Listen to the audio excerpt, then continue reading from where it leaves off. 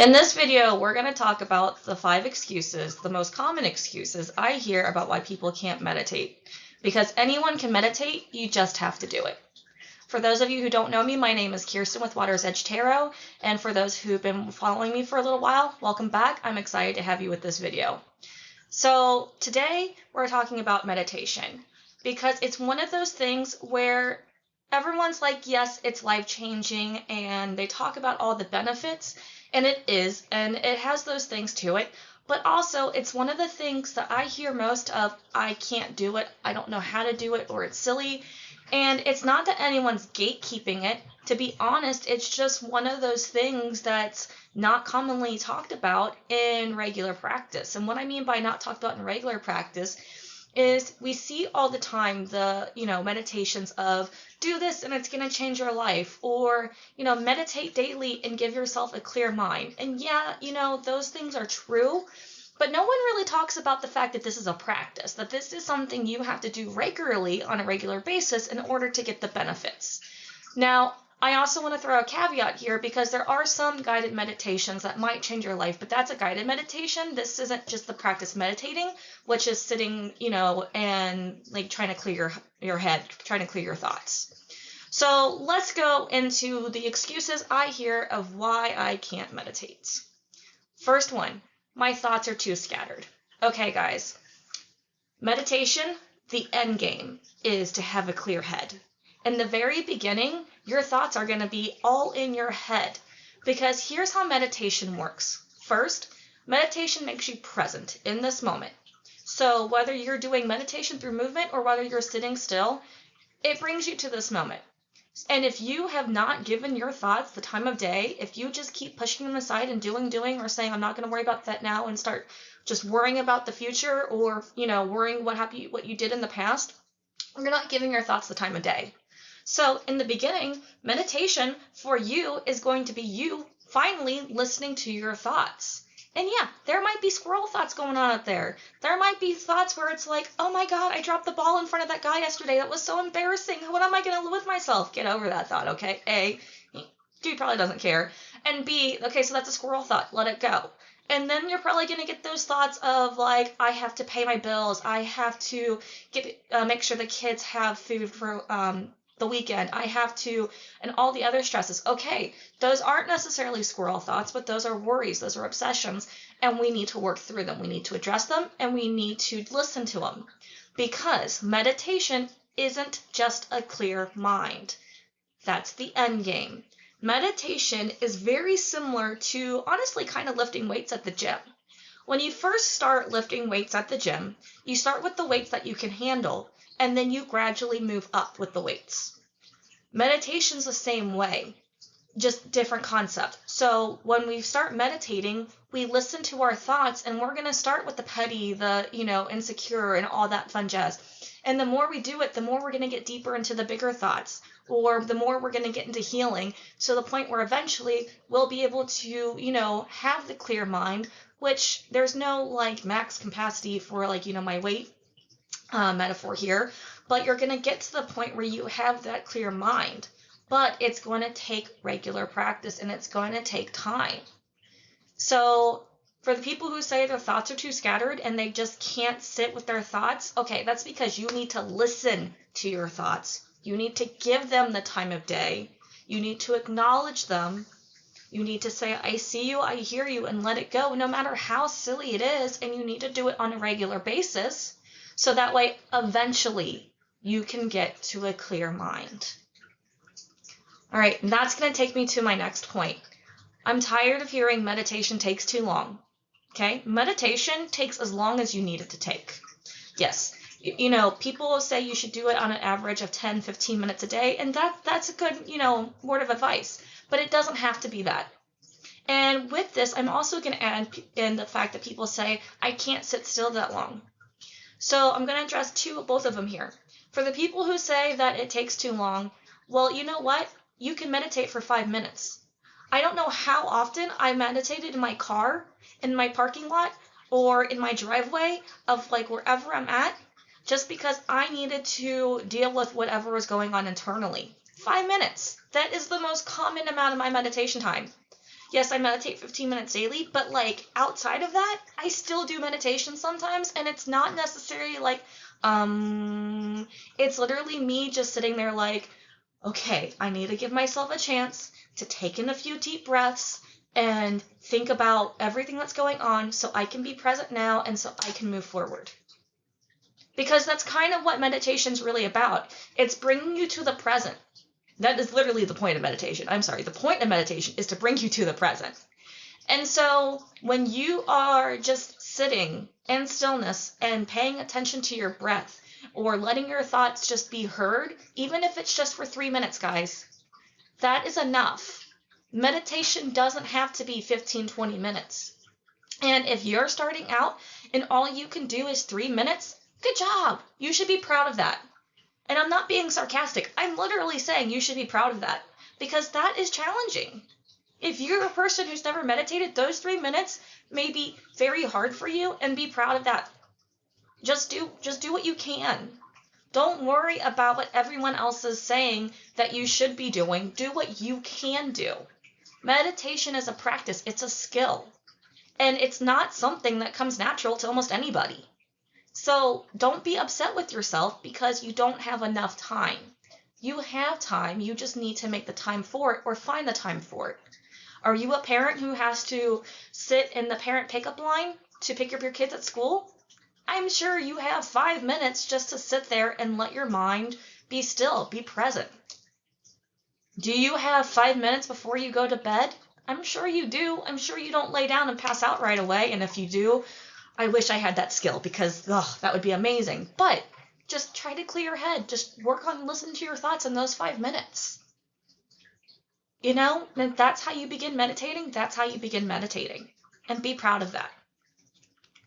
The next one is the environment has to be right. Okay, this one really annoys me because people think meditation has to be lit candles, incense, right music, sitting outside in the peaceful harmony. And yes, that's part of it. But it's not what makes a meditation space. A meditation space can be wherever you need it to be as long as you're safe. So if you're at the park and there's kids screaming around doing what kids do at the park and you want to meditate, well, just sit, listen to the kids scream, and if they aggravate you, maybe just reflect on why they aggravate you when they're just being kids. That's still meditation. When I talked about sitting in my car and meditating, that's not a perfect space by anyone's, norm. I don't do incense in my car. I definitely don't like candles. And if I am playing music, it's going to be my favorite radio station or my favorite CD. It's not going to be meditation music. But I still sit in my car and I still meditate. My deck is also another favorite place for me to meditate.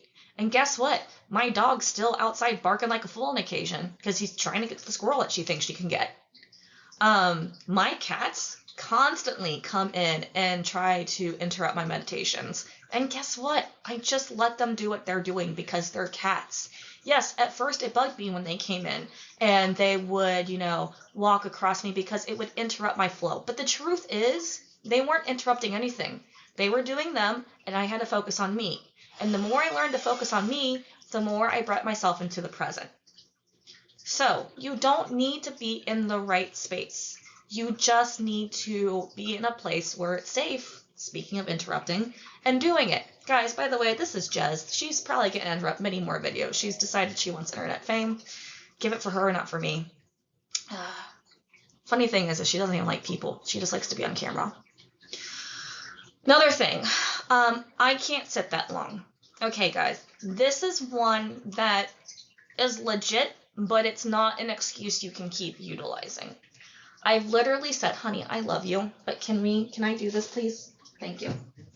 I've literally said that meditation is a practice.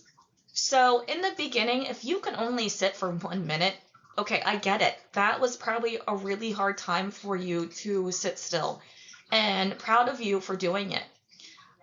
If you have to, work in 15-second increments, that's fine. Remember, this is a skill. If you're a person whose body is not used to being still, then it's not going to be the end of the world if this is hard for you. It's just something you're going to have to challenge yourself with.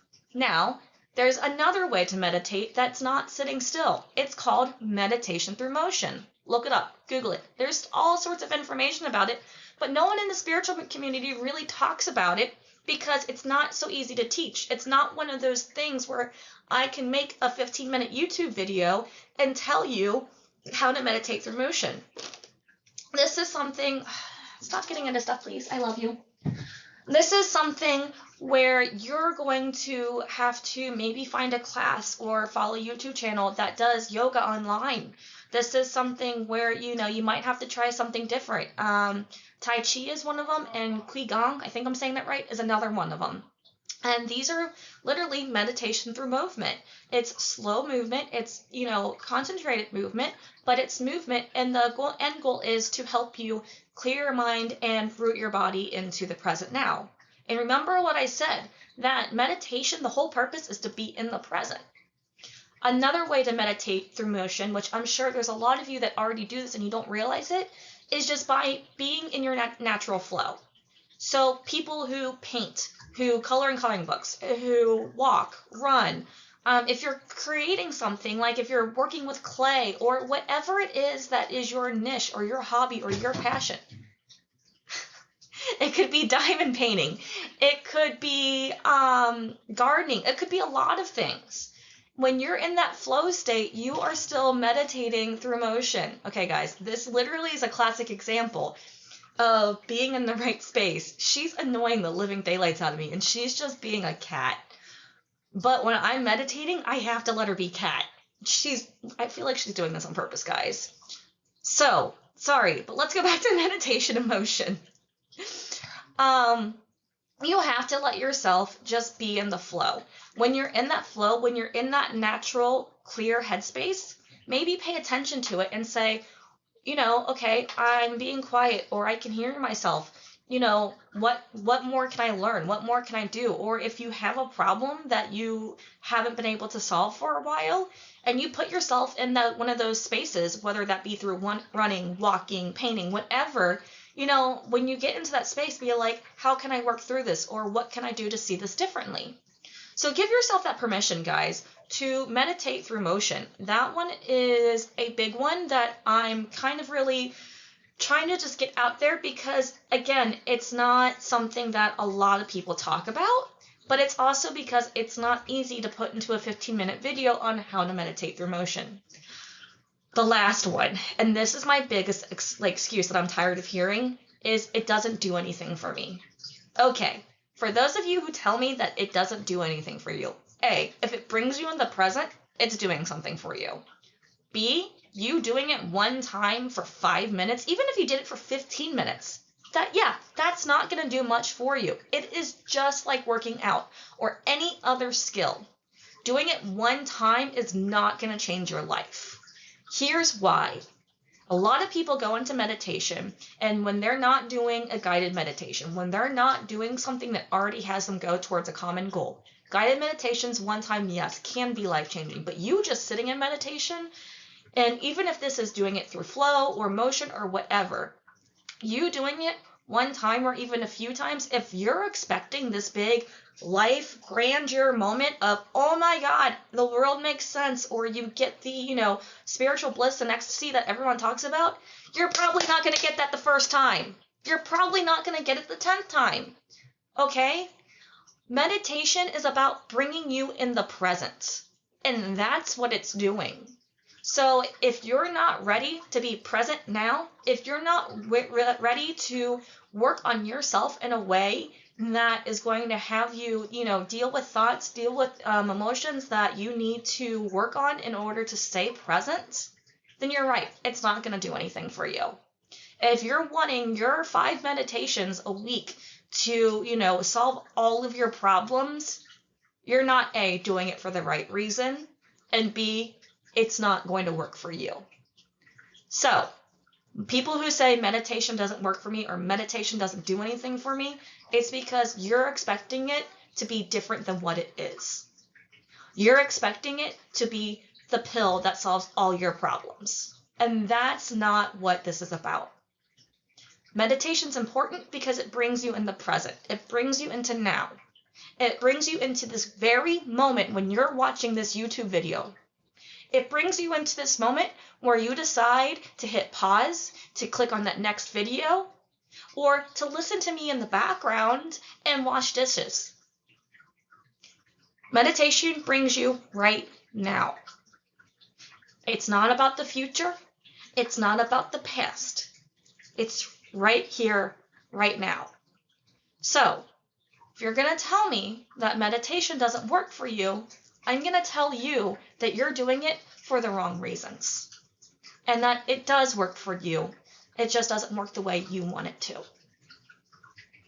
Now that we went over the 5 excuses, I'm going to talk about what to expect when you first start meditating, and to help you get past the awkwardness that a lot of people feel in the beginning.